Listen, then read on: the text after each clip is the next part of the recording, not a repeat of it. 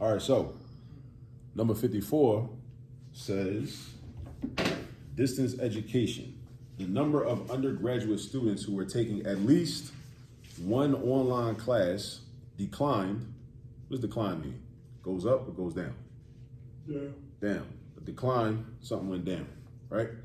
Declined from 7.37 million in 2012 to 5.75 million in 2014.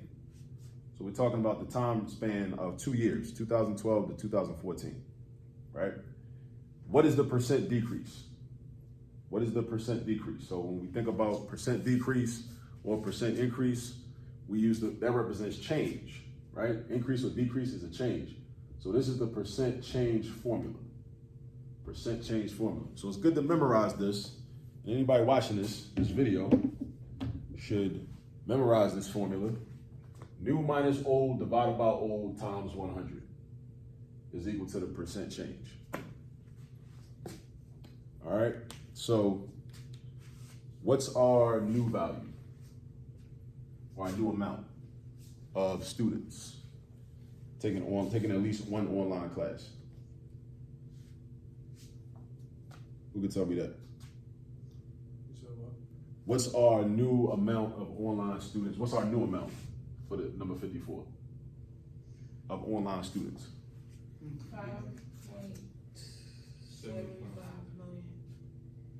5.75 million, right?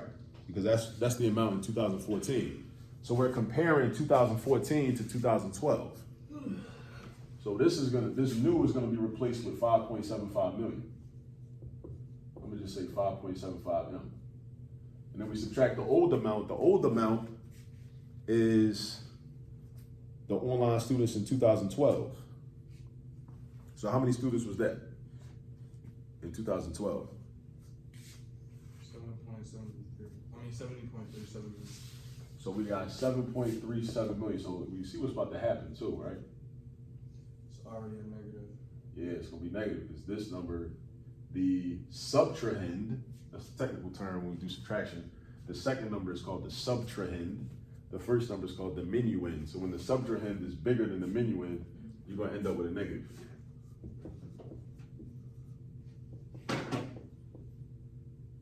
All right, so somebody do that subtraction for me. 5.75 minus 7.37.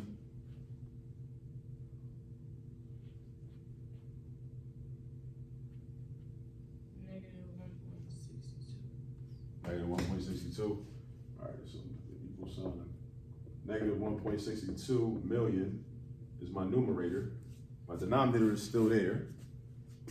7.37 million. All right, now we do the division.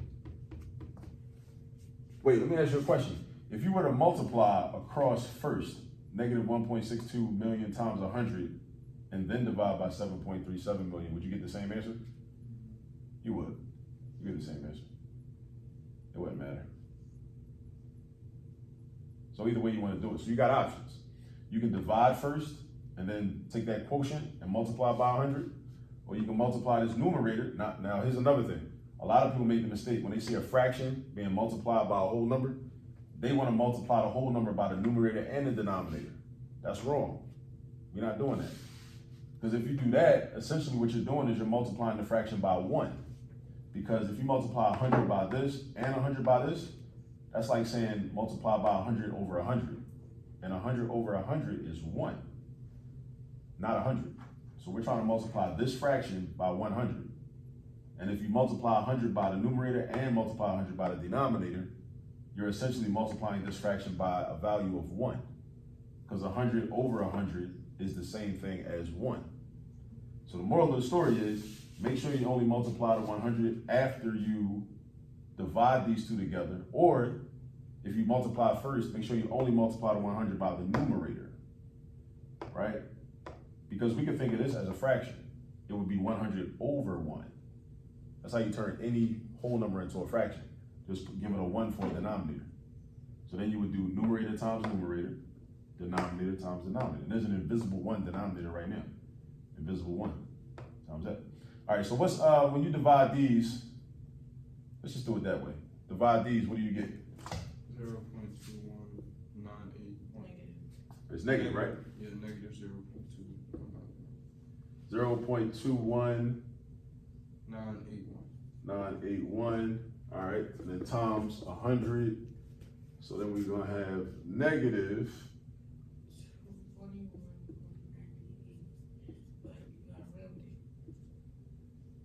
41.98. so if we try to round to the 10th place, that would make this 8 would make the 9 go up. So if 9 goes up, this 21 turns into 22. So negative 22%. So there was a 22% decrease in students taking at least one online class. How do I know it's a decrease? Because this number is negative. In a percent change problem, whenever your final value, your percentage is negative, that represents a decrease. So, but the problem told us when we read it that it was asking about a decrease, a percent decrease. It asked, what is the percent decrease, right? It already said that. But even if it didn't say that, we would know it's a decrease because of the negative sign in front of the percent value. Any other questions on this? All right, cool.